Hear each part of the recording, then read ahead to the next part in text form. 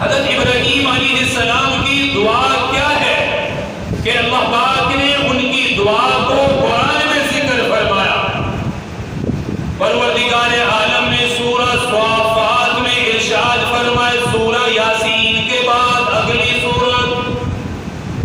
سورہ صافات آیت نمبر 99 سے لے کر آیت نمبر 13 تک اللہ پاک نے ان کے واقعے کی تفصیل بیان فرمائی۔ فرمایا حضرت ابراہیم علیہ السلام نے دعا مانگی، فرمانے لگے ربی ہب لی من الصالحین۔ پروردگار عالم کے سامنے دامن پھیلایا، اپنے خالق اور مالک کے سامنے دامن پھیلایا، اس پروردگار سے مانگا جس پروردگار کی توحید کو بیان کرتے رہے، جس پروردگار کو راضی کرنے کے لیے نمرود کی آگ میں گئے، اس پروردگار سے دعا مانگی جس کو راضی کرنے کے لیے اپنے آبائی وطن کو چھوڑنے کے لیے تیار ہوئے، اس پروردگار سے دعا مانگی جس پروردگار کی ہمیشہ عبادت کرنے والے، جس کی بندگی کرنے والے، کتنی پیاری دعا مانگی۔ اللہ کو ان کی دعا اتنی پسند آئی، مانگنے کا طریقہ اتنا پسند آیا، اللہ نے دعا کا ذکر بھی قرآن میں کیا، دعا کی قبولیت کا ذکر بھی قرآن میں کیا۔ کیا مانگا؟ فرمانے لگے ربی ہب لی من الصالحین، اے میرے پروردگار، اے میرے پروردگار، اے مجھے پالنے والے میرے رب، ربی ہب لی، ربی ہب لی، اے مجھے پالنے والے میرے پروردگار، ساری کائنات کو پالنے والے پروردگار، ساری کائنات کو کھلانے والے پروردگار، ساری کائنات کو زندہ کرنے والے پروردگار، ساری کائنات میں حکم چلانے والے پروردگار۔ کتنا پیارا لفظ استعمال کیا، فرمایا ربی ہب لی، اے میرے پالنے والے، اے میرے پروردگار، میں آپ سے یہ دعا مانگ رہا ہوں، مجھے نیک صالح بیٹا عطا فرما دیجئے۔ اچھا، دعا سے پہلا جو لفظ ہے اس کو اچھی طرح سمجھے۔ فرمایا ربی ہب لی، رب کہتے ہیں جو ساری کائنات کو پالنے والا۔ ہم نماز میں بھی پڑھتے ہیں نا الحمدللہ، آگے کیا ہے؟ بولو بھئی کیا ہے؟ رب العالمین، الحمدللہ رب العالمین۔ ہم ساری تعریفیں اس اللہ کے لیے ہیں جو سارے جہانوں کا پالنے والا ہے، رب العالمین ہے، ساری کائنات کو جو پالنے والا ہے اسے کہتے ہیں رب۔ اس کا اگلا معنی سمجھ لیجئے، رب اسے کہتے ہیں کہ ساری کائنات جس کی محتاج ہو اور وہ کسی کا محتاج نہ ہو۔ ساری کائنات اللہ کی محتاج ہے اور اللہ کسی کا، بولو بھئی اللہ کسی کا محتاج نہیں ہے۔ دیکھیں دعا کس طرح مانگی ہے، فرمایا ربی ہب لی من الصالحین، اے پالنے والے پروردگار، اے کھلانے والے پروردگار، میں آپ سے نیک صالح بیٹے کی طلب کرنے لگا، مجھے نیک صالح بیٹا عطا فرما دیجئے۔ اللہ پاک نے ان کی دعا کا ذکر بھی کیا، دعا کے بعد قبولیت کا ذکر بھی فرمایا۔ فرمایا فبشرناہ بغلام حلیم، فرمایا میرے خلیل، فرمایا میرے خلیل، آپ کی دعا کو قبول کر لیا گیا، آپ کو علم والا بیٹا اللہ عطا کرے گا۔ فبشرناہ، آپ کو بشارت ہے، آپ کو خوشخبری ہے۔ یا اللہ کیا ہے؟ اگلی بات سمجھیے، میں چاہتا ہوں کہ آپ سارا مضمون سمجھیں، اوپر سے نہ گزارے کہ دعا کس طرح مانگی ہے، دعا کا جواب کیا ہے۔ فرمایا فبشرناہ بغلام حلیم، میرے خلیل میں آپ کو علم والا بیٹا عطا کروں علیہ السلام نے رب کی صفت ذکر کی. رب، اللہ کی صفت رب، اللہ سب کو پالتا ہے. اللہ پاک نے ان کی دعا کی قبولیت میں بھی اپنی ایک عظیم صفت کا ذکر کیا. فرمایا میں ایسا بیٹا دوں گا جو علم والا ہوگا. ایسا بیٹا دوں گا جو علم والا ہوگا. جو میں سمجھا رہا ہوں کاش آپ سمجھیں. اللہ پاک فرماتے فبشرناہ بغلام حلیم. حلیم علم والا، علم والا بیٹا دوں گا. ابراہیم علیہ السلام نے اللہ کی صفت کو ذکر کر کے اللہ سے مانگا. اللہ نے ان کی قبولیت کے ساتھ ان کے بیٹے کی صفت ذکر کی. فرمایا بیٹا وہ دوں گا جس کے اندر علم والی صفت بھی پیدا کروں گا. اب یہ بات یاد رکھیے، الحلیم اللہ پاک کے ناموں میں سے ایک نام ہے.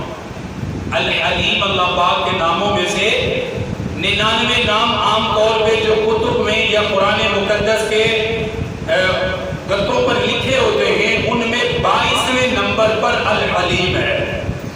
الحلیم اللہ پاک کی صفت ہے. اللہ پاک نے ان کے بیٹے کو وہ صفت عطا فرمائی جو اللہ پاک کی اپنی صفت ہے. فرمایا میرے خلیل میں اپنے علم میں سے آپ کے بیٹے کو علم عطا کروں گا. جیسے اللہ اپنے رحم میں سے رحم عطا کرتے ہیں، اپنے کرم میں سے اللہ کرم عطا کرتے ہیں، اسی طرح اللہ پاک نے فرمایا میں حلیم ہوں، میں آپ کا بیٹا اس کے اندر بھی علم والی صفت پیدا کروں گا. اللہ پاک کو حلیم کیوں کہتے ہیں؟ اللہ پاک کو حلیم اس لیے کہتے ہیں کہ اللہ پاک کسی بھی کافر اور کسی بھی فاجر کو فوراً نہیں پکڑتے بلکہ مہلت دیتے، ڈھیل دیتے، اسے مہلت دی جاتی ہے.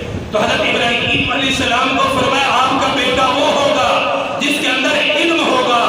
یعنی یہ سمجھ لیجئے کہ جس کے اندر پہاڑوں جیسا صبر ہوگا. فرمایا فبشرناہ بغلام حلیم. فرمایا میرے خلیل میں نے آپ کی دعا کو قبول فرما لیا.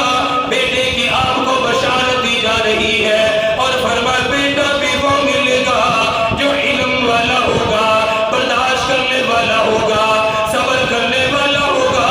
جیسے آپ امتحانات میں گزرنے والے پورے کامیاب ہونے والے، آپ کا بیٹا بھی امتحانات سے گزرے گا، پورے صبر کے ساتھ گزرے گا، پورے تحمل کے ساتھ گزرے گا. جیسے آپ نے کوئی شکوہ نہیں کیا، کبھی آپ نے شکایت نہیں کی، آپ کا بیٹا بھی کبھی شکوہ نہیں کرے گا، کبھی شکایت نہیں کرے گا. ماں باپ کا حق بھی ادا کرے گا، اللہ کا حق بھی ادا کرے گا. اللہ کے نام پر جیسے آپ نے اپنی جان کی بازی لگائی، نمرود کی آگ کے اندر آپ کو ڈالا گیا، آپ کا بیٹا بھی اللہ کو راضی کرنے کے لیے، پروردگار کی رضا کے لیے اپنی جان کی بازی لگائے گا. ایک لمحے کے لیے بھی نہیں ہچکچائے گا، ایک لمحے کے لیے بھی نہیں گھبرائے گا. فرمایا میرے خلیل آپ کی دعا کو میں نے قبول کر لیا. علم والا بیٹا ملے گا، صبر والا بیٹا ملے گا. اللہ پاک نے بیٹا عطا فرما دیا، بیٹے کی نعمت اللہ نے عطا فرما دی. حضرت ابراہیم علیہ السلام اپنے بیٹے کے ساتھ وقت گزارنے لگے، بیٹے کے ساتھ خوشی کے ساتھ باتیں چیتیں کرنے لگے. اللہ پاک کا اگلا حکم ملا، پچھلے جمعے میں نے تفصیل سے بتایا. اللہ پاک نے بیٹا دیا، عطا کرنے کے بعد فرمایا میرے خلیل اب اپنی بیوی کو لے، اپنے بچے کو لے، بیابان جنگل کے اندر چھوڑ کر آ جائیں، کیونکہ مکہ المکرمہ کو آباد کرنا ہے، بیت اللہ کو آباد کرنا تھا، اس لیے حکم مل گیا چھوڑ کر آئیے. اللہ کے حکم سے وہاں چھوڑا. کوئی انسان نہیں، کوئی پرندہ نہیں، کھانے پینے کے کوئی اسباب نہیں. اللہ کے حکم سے پہاڑوں کے درمیان ایک چٹیل میدان، آج جہاں مکہ المکرمہ آباد ہے، وہاں آ کر اپنی بیوی بچوں کو چھوڑا، اللہ کے حوالے کر کے چلے گئے. حضرت حاجرہ اپنے بچے کی پیاس کی وجہ سے بھوک مٹانے کے لیے صفا مروہ کے درمیان دوڑنے لگی، پانی کی पसंद आई, उनका चलना इतना पसंद आया, उनका ये दौड़ना इतना पसंद आया, अल्लाह पाक ने ज़मज़म का पानी भी जारी किया, ज़मज़म का कुआं भी जारी फरमाया। उसके साथ साथ अपने महबूब को फरमाया, इन्ना सफा वल मरवता मिन शआइरिल्लाह, फरमाया मेरे महबूब आपका जो उम्मती हज करने के लिए आएगा, आपका जो उम्मती उम्रा करने के लिए आएगा, तवाफ करने के बाद मकाम इब्राहीम पे नफल पढ़ने के बाद उसे हुक्म ये मिलेगा, चलो सफा मरवा की तरफ चला जा, सफा मरवा में जा, वहां जाकर सही कर, वहां दौड़ के दिखा जैसे मेरी बंदी हाजिरा दौड़ी है। अल्लाह को इतना पसंद आया, क़यामत तक के लिए अल्लाह ने हज करने वाला, उम्रा करने वाला, उसके लिए दौड़ने का हुक्म इरशाद फरमा दिया। अल्लाह का हुक्म है कि सब दौड़ो वहां, जो जिसको अल्लाह अपने घर बुलाए, अल्लाह सबको बुलाए। सफा मरवा की सही सारी करते जो वहां जाते ही अल्लाह पाक जिंदगी में बार बार करने की तौफीक अता फरमाए। और ये सफा और मरवा एक माँ की अजीब दास्तान है, जो ये सबक देती है कि माँ अपने बच्चे से कितनी मोहब्बत करती है, माँ अपने बच्चे से कितना प्यार करती है। तो औलाद को भी चाहिए अपने माँ बाप से उतना ही प्यार करे जितने माँ बाप औलाद से करते हैं। अल्लाह पाक ये सबक दे रहे। वहां छोड़ दिया, अल्लाह की कुदरत खुद फलस्तीन चले गए। कभी कभार मिलने के लिए वापस आते थे, थोड़े दिन रहते फिर वापस चले जाते। मिलने के लिए आए फलस्तीन से, रात को जब सोए ख्वाब में देखा कि अपने बेटे को अपने हाथों से ज़िबा कर रहे हैं। ये कहना बहुत आसान है, सुनना भी बहुत आसान है। बुढ़ापे की औलाद और बेटा भी सिर्फ एक हो, उसके लिए हुक्म मिले कि आप इसे मेरे रास्ते में कुर्बान कर दें, मेरे लिए आप अपने बेटे को कुर्बान कर दें। अल्लाह अकबर, कैसा खलील है। अल्लाह पाक ने वैसे तो नहीं दोस्त बनाया, वैसे तो नहीं कहा कि इब्राहीम मेरा खलील है, इसीलिए कहा था बस अल्लाह का हुक्म मिलता और फौरन उसके लिए चले जाते हैं। कभी नहीं सोचते थे। आप देखा कि मैं अपने बेटे को अल्लाह के रास्ते में कुर्बान कर रहा हूँ, बेदार हुए। अल्लाह पाक सूरह स्वाफात में इसको खुद जिक्र कर रहे हैं। मैं सिर्फ तर्जुमा करूंगा, तफसीलात का शायद वक्त नहीं मिलेगा। अल्लाह पाक खुद फरमाते हैं, फरमाया फलम्मा बलग माहु साय क़ाल या बुनैया इन्नी अरा फिल मनामी अन्नी अज़बहुका। अल्लाह पाक फरमाते हैं जब मेरे खलील का बेटा इस्माइल चलने फिरने के काबिल हुआ, दौड़ने के काबिल हुआ, अपने वालिद के साथ फिरने के काबिल हुआ। आप सबको मालूम है बच्चे की ये उम्र, जो बाप की उंगली पकड़ के चलने वाली इंतहाई मोहब्बत वाली उम्र है, इंतहाई शफकत वाली उम्र है। हर वालिद अपने बेटे को अपनी उंगली पकड़ा कर बाहर लेकर जाता है, उसे बाहर सैर कराने के लिए लेकर जाता है। चंद कदम उसके साथ चलना, माँ बाप को खुशी मिलती है, माँ बाप को राहत मिलती है। औलाद के साथ चलने में सुकून मिलता है, बाप को चलने में आराम मिलता है, बाप को चलने में राहत मिलती है। अल्लाह पाक ने इसी चीज को जिक्र किया, फरमाया जब उनका बेटा उनके साथ चलने लगा, जब चलने की उम्र उनकी हुई, इन्नी अरा फिल मनामी, रात को ख्वाब उन्होंने देख लिया, अपने बेटे को ज़िबा कर रहे हैं, अल्लाह के लिए कुर्बानी कर रहे हैं। सुबह को बेदार हुए, अल्लाह का जो नबी है ख्वाब भी उसका वही होता है। समझ गए अल्लाह का हुक्म है, समझ गए परवरदिगार का हुक्म है, समझ गए मेरा रब चाहता है मैं उसके नाम पर अपने बेटे की कुर्बानी कर दूं। फौरन कहा मेरे परवरदिगार आपका हुक्म है, आपका पैगंबर करने के लिए तैयार है, आपका हुक्म है मैं तैयार हूँ। फलम्मा बलग माहु साया, जब दौड़ने लगे, कुरान देखिए कभी खोल कर अल्लाह पाक क्या फरमाते, जब दौड़ने लगे, बच्चे की उम्र दौड़ने की हुई 10 साल से नीचे नीचे तकरीबन 7-8 साल, जो भागने की उम्र, माँ बाप के साथ चलने फिरने की उम्र, जब उसको पहुंचे तो अपने बेटे को कहा, इन्नी अरा फिल मनामी अन्नी अस्बहुका, ऐ मेरे बेटे, मैंने रात ख्वाब देखा है कि मैं तुझे कुर्बान कर रहा हूँ। फंजुर माज़ा तरा, अल्लाह पाक उन बाप बेटे की गुफ्तगू भी इतनी पसंद आई कि अल्लाह पाक ने उस गुफ्तगू को भी कुरान में जिक्र किया है। फंजुर माज़ा तरा, तेरी क्या राय है, चल बेटा तू बता। फरमाने लगे,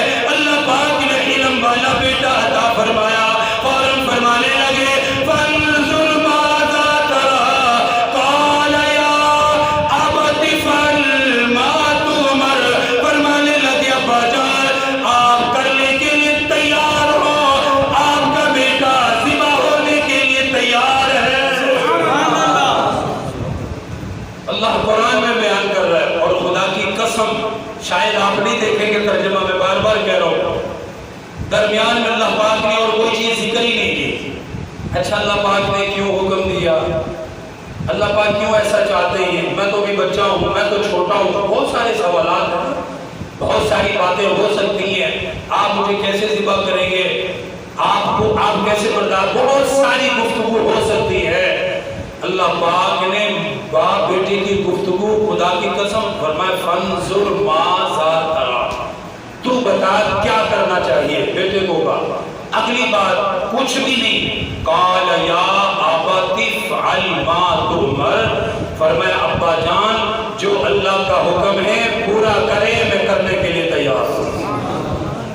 दरमियान में एक लफ्ज भी जिक्र नहीं किया और कोई लफ्ज है ही नहीं है। आप कुरान उठा के देख लें, सिर्फ इतना जिक्र है कि अब्बा अल्लाह ने जो कहा है, अल्लाह पाक जो चाहते ही आपका बेटा करने के लिए तैयार है। अब जब मैं तफसीर पढ़ रहा था तो लिखने वालों ने लिखा कि ऐसा लगता है कि इब्राहीम अलैहिस्सलाम को अल्लाह ने ख्वाब में हुक्म दिया ज़िबा करें। ऐसा लगता है कि बेटे को पहले से पता था कि अल्लाह पाक ये हुक्म देंगे, कोई इश्काल नहीं, कोई जवाब नहीं, फौरन कहा ठीक है तैयार हो।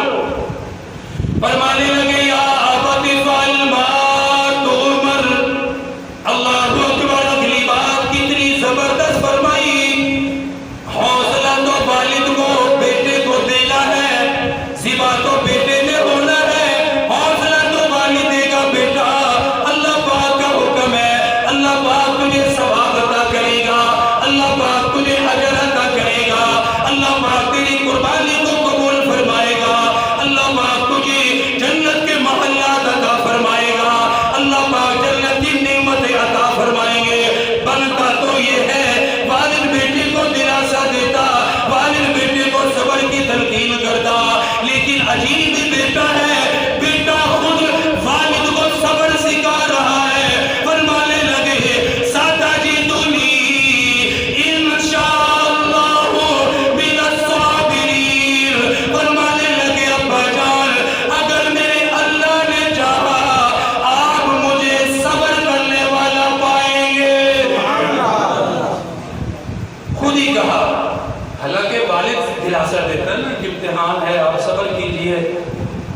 بیٹا خود کہہ رہا ہے ستجدنی، ان قریب آپ مجھے انشاءاللہ من الصابرین، اگر میرے اللہ نے چاہا تو آپ مجھے صبر سے تعاون کریں، میری طرف دھیان کریں، جتنی بات ہو سکتی کرتے ہیں۔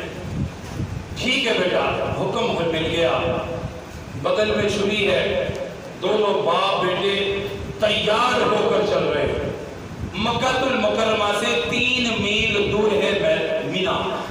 کتنے میل دور ہے؟ 3 میل پیدل گئے، 3 میل تک پیدل گئے دونوں باپ بیٹے۔ جب راستے میں گئے تو شیطان بیٹے کے سامنے آیا، ورغلانا چاہا، اللہ کے حکم کو ٹلانا چاہا۔ جیسے شیطان ظاہر ہوا، حضرت ابراہیم علیہ السلام نے 7 کنکریاں اٹھائی، اللہ اکبر پڑھ کے ہر کنکری اس کو ماری، اللہ پاک نے شیطان کو زمین میں دھنسا دیا۔ تھوڑے سے آگے چلے، زمین نے پھر چھوڑ دیا، پھر حضرت ابراہیم علیہ السلام نے 7 کنکریاں ماری، پھر زمین نے چھوڑا، پھر آگے گئے، پھر 7 کنکریاں ماری، پھر زمین نے پکڑ لیا، ناکام ہو گیا۔ حج کرنے والا جب بھی حج کے لیے جاتا ہے تو وہ شیطان کو 7 کنکریاں مارتا ہے نا۔ اور یہ حضرت ابراہیم علیہ السلام کی ادائی، ایک بات سن لیجئے، حضرت ابراہیم علیہ السلام کی قربانی میں رکاوٹ بنا شیطان، بنا ہے نا، 3 جگہ پر آیا رکاوٹ بننے کے لیے، لیکن حضرت ابراہیم علیہ السلام نے ساری رکاوٹوں کو دور کیا، اللہ کے حکم کو پورا کیا ہے نا۔